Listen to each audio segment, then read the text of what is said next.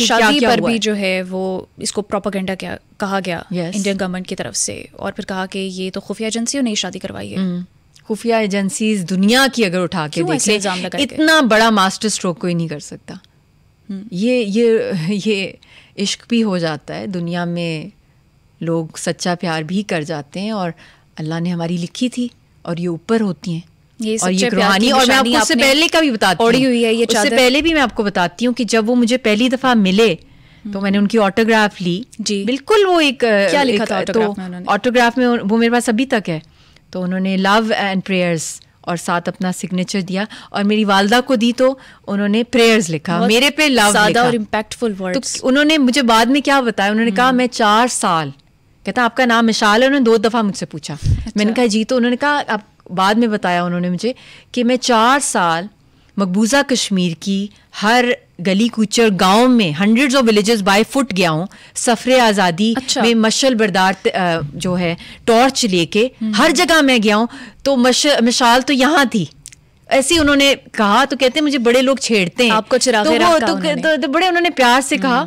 तो वो भी उसमें, तो मैंने कहा वो भी जो मेरा नाम है वो भी कश्मीर से आया है। जब मैं पैदा हुई थी तो मेरे वालिदैन ने, मेरे वालिद साहब प्रोफेसर थे, और बड़ा उन्होंने प्यार से बड़ी जगहों रिसर्च किया, तो बांगे दरा से उन्होंने नाम निकाला इलामा इकबाल की पोइट्री से, मिसाल।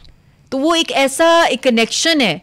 और कल भी मैं सलाउद्दीन साहब के यहाँ, मियाँ सलाउद्दीन साहब के यहाँ थी, तो उनके पास दबस्तान इकबाल, तो मैंने उनको ये वाक़या जब सुनाया तो उन्होंने उसी वक्त पूरी नज़म निकाल के मुझे दी। तो उन्होंने कहा कश्मीर कॉलिंग तो आपकी पैदाइश से ही थी। तो बस एक अल्लाह ही मिलवाता है। देखें इसमें इल्ज़ामात तो बहुत तो मोहब्बत की ना यही ख़ास बात होती है, हर चीज़ में कनेक्शन डेवलप हो जाता है। ये आपकी शॉल यासिन मलिक साहब की आपने बताया, ये फटी हुई शॉल है।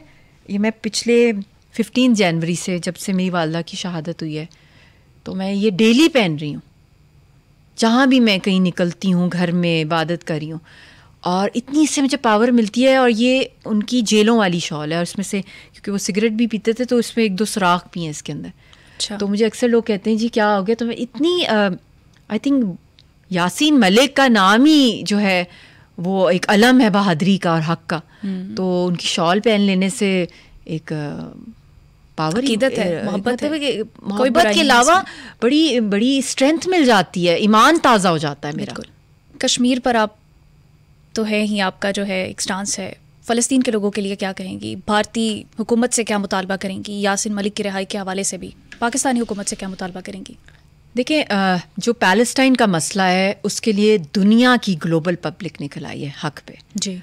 और मैं कहती हूँ सारी दुनिया कैद में है, कश्मीरी और पैलेस्टीनियंस आज़ाद हैं। वाह, क्या वो उड़ रहे हैं और सारे दूसरे डरे हुए हैं। और जो उनके लिए निकल रहा है इस वक्त, जो नया वर्ल्ड ऑर्डर आने वाला है और ये वर्ल्ड ऑर्डर कोलैप्स होने वाला है, वो सब उनकी वजह से। और जब मैं इंटरिम सेटअप में आई उसी वक्त ये जंग शुरू हुई जो लेटेस्ट सीरीज़ थी। तो उस वक्त क्योंकि हमारा तो ओढ़ना बिछोड़ना कश्मीरियों का पैलेस्टीनियंस का इकट्ठा, हमारे घर में मेरे ज़्यादा बेस्ट फ्रेंड्स पैलेस्टीनियंस हैं, उनकी जो फैमिलीज़ यहाँ हैं जो बाहर के मुल्कों में, वो मुझे गाइड कर रही होती हैं, वो मुझे हौसला दे रही होती है, मैं उनको हौसला दे रही होती हूँ। मेरी वालदा की शहादत पे ज़्यादा पैलेस्टीनियंस आए हैं जी, रोए हैं, घर आके और हौसला दिया है। और एक मेरी दोस्त है, उसने कहा मैं गाज़ा से कुरान पाक लेकर आई हूँ और मैं ये वापस अपने घर लेकर जाऊँगी।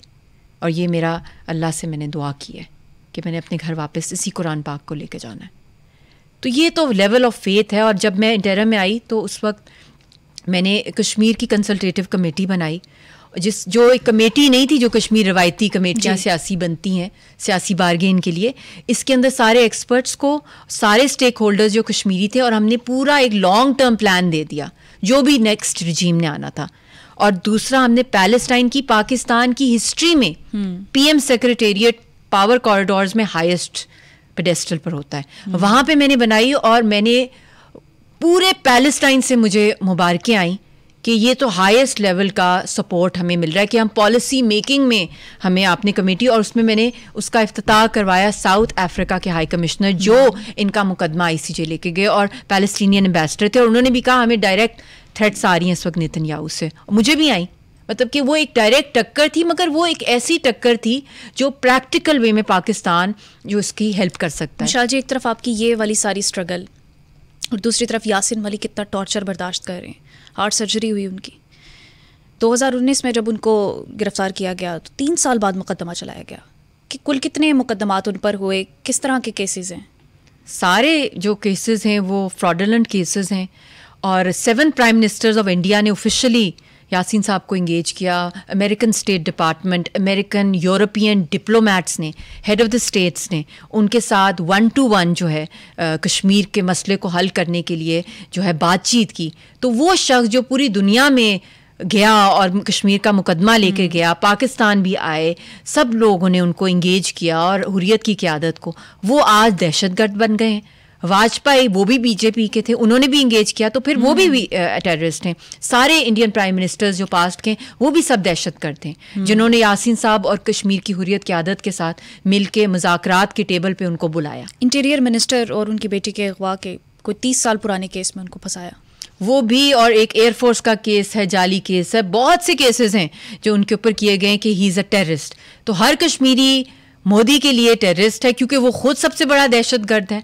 बल्कि RSS should be band globally, और दुनिया से आवाजें उठ रही हैं और पूरे इंडिया के अंदर आग लगा दी है इन्होंने। खुद राहुल गांधी जो है वो गली कूचों में जा रहे हैं, भारत जोड़ो तहरीक, वरना तो भारत टूट रहा है। जिस तरह की फॉल्ट लाइंस मोदी ने खोल दी है वहाँ पे, और ख़ुद आरएसएस जो है वो एक आर्म्स ट्रेनिंग जो है वो खुद एटॉमिक बॉम्ब बना रहे हैं। दुनिया के अंदर उनके रैकेट्स हैं, टारगेट किलिंग्स वो कर रहे हैं। और उसने, राहुल ने कहा है कि हम नफरत के बाजार में मोहब्बत की दुकान खोलने आया हूँ, तो हर जगह आग लगा दी है मोदी ने। तो मैं यही दुनिया से यही कहूँगी कि अकल के नाखून लें, वरना तो ये दहशतगर्दी जो उनकी दुनिया में अब फैलती जा रही है, अगर इसको पकड़ा नहीं गया, अकाउंटेबल नहीं किया गया, तो पूरी दुनिया में आग है। अच्छा मिशाल जी, भारतीय हुकूमत सजाए मौत दिलवाने पर तुली हुई है यासीन मलिक साहब को, और फिर वो वकील भी नहीं करते, अपना मुकदमा खुद लड़ रहे हैं। आप समझती हैं उन्हें वकील कर लेना चाहिए? वकील जो उनके थे, उनको जिस तरीके से उनको साथ भी उनको साइलेंस किया गया, उनके साथ भी जो कुछ हुआ हॉस्पिटलाइज होके, अक्सर कश्मीरी लॉयर्स को जिस तरह टारगेट किलिंग की जाती है, या उनको बहुत ही, जिस तरह मेरी वालदा के साथ हुआ, स्लो पॉइजनिंग करके या टॉक्सिन्स दे के उनको वेजिटेबल बना दिया जाता है। तो Yasin sahab did not want to take another risk of another innocent person. He said, जो उनका राइट है कि मैं अपना मुकदमा खुद पेश करूंगा। और जब उनके खिलाफ जब फैसला आना था 2 साल पहले, और उस वक्त मुझे यूके और बहुत सी जगहों से इतलात यही थी कि उनको फांसी काट चढ़ाने दे रहे हैं, मतलब तैयारी पूरी हो गई है। तो आपने उनकी वीडियो देखी, किस कॉन्फिडेंस से वो आए हैं। उनको कोई ट्रैंकुलाइजर नहीं दिया हुआ था, उनको कोई व्हील चेयर पे वो नहीं लाए थे, खुद चल कर आए, नए कपड़े पहन के अपनी सेंसेस में। और जज ने फैसला सुनाने से पहले उनको कहा कि जी आप कोई रियायत चाहते हैं? अच्छा। तो उन्होंने कहा मैं जिंदगी की भीख नहीं मांगूंगा, और मुस्कुराए, और वो इंडियन चैनल्स पे दिखाया गया। क्या बात है। तब मेरी वालदा ने कहा कि एक वो तुम्हारा शौहर है, और यहाँ पे तुम हाथ जोड़ के पाकिस्तान के लोगों को कह रही हो कि एक दिन आगे कर दें अपनी कॉल। तो उसने वहां नहीं हाथ जोड़े, तो तुमने तो मैं एज अ वाइफ मैं टूट गई थी। मैंने उनकी जान बचाने का, और इमरान खान हो, दूसरे हो, सब यासीन के दोस्त हैं। तो वो मैं बस, मेरी यही है, अवाम से भी अपील है, सबसे अपील है कि कश्मीर कॉज को ना भूलें। 25 मई को जब एहतजाज हो रहा था पीटीआई का, इमरान खान का, उससे पहले भी आपकी एक प्रेस कॉन्फ्रेंस हुई थी, रज़िया सुल्ताना भी आपके साथ थी। आपने झंझोड़ा था कौम को, ललकारा था कौम को कि ख्वाब गफलत से उठें। इमरान खान ने क्या रिस्पॉन्स दिया आपको उसका? उनका यही आया था कि हम भी इसमें जिक्र करेंगे अपने धरने के अंदर। अच्छा। उनका, बट मेरा कोशिश ये थी कि सारा का सारा जो फोकस है वो यासीन साहब के ऊपर आए, मगर क्योंकि हम तब से अब तक देख रहे हैं कि अंदर विद इन द कंट्री जो इंटरनल आपस में जो लड़ाइयाँ चल रही, मैं इसमें भी चाहती हूँ कि पुरअमन तरीके से इन सब की जो है टेबल पे सोल्यूशन निकले, और अपनी इंटरनल पॉलिटिक्स को या जो भी कुछ हो रहा है उसको थोड़े अरसे के लिए बैकफुट पे करके मुल्क को जोड़ें। मुल्क के लिए जो है कुर्बानी हम सब दे रहे हैं, हर कोई। मैं किसी को नहीं कह रही कि कोई मुहिब्बे वतन कम है या ज़्यादा है, जो भी लोग हर्ट हैं उनको भी मैं यही कह रही हूँ कि मुल्क है तो हम सब हैं। अच्छा, दूसरी तरफ शरीफ ख़ानदान भी, वो भी ख़ुद को कश्मीरी कहलाता है, तो आपका कितना मुश्किल कड़ा वक्त है। कभी उन्होंने आपको तसल्ली दी, हौसला दिया, साथ का एहसास दिलाया? देखिए, ऑफिशियल स्टेटमेंट्स आती हैं, वैसे तो मेरा कोई राब्ता नहीं है, मगर कुछ साल पहले जब इनकी वालदा की डेथ हुई थी, तो अभी देखिए पाकिस्तान की वो पहली खातून, मैं गई थी उनके यहाँ अफसोस के लिए, मगर इनकी तरफ से अफसोस किसी ने नहीं किया। तो कश्मीर के लिए कोई इक़दाम नहीं हो रहे? हो रहे होंगे इनकी सतह पे, मुझे नहीं पता, मगर ये है कि जो मेरी वालदा की शहादत हुई है उसके बाद प्राइम मिनिस्टर की तरफ से या उनकी तरफ से किसी ने अफसोस नहीं किया अभी तक। पीटीआई या किसी और पार्टी की तरफ से? वैसे तो सारे लोग कर रहे हैं, मगर ये है क्योंकि इतना बड़ा एक सान्या हुआ है, हमें दुआओं की तो ज़रूरत है, मगर हमें सिंपथीज़ की ज़रूरत नहीं है। ये बिल्कुल, बहुत बिल्कुल इसको ये समझने की ज़रूरत है। इसको जो कुछ हादसात या जो थ्रेट्स हमारे साथ हैं इनको मामूली ना समझा जाए। हम तो निकले हुए कफन बांध के, और हमें पता है कि इस लाइन के अंदर शहादत ही है, और ये हम बड़े खुशकिस्मत हैं। और ज़िंदगी, मेरी वालदा ने हमेशा कहा था और कि ज़िंदगी बहुत छोटी कुर्बानी है।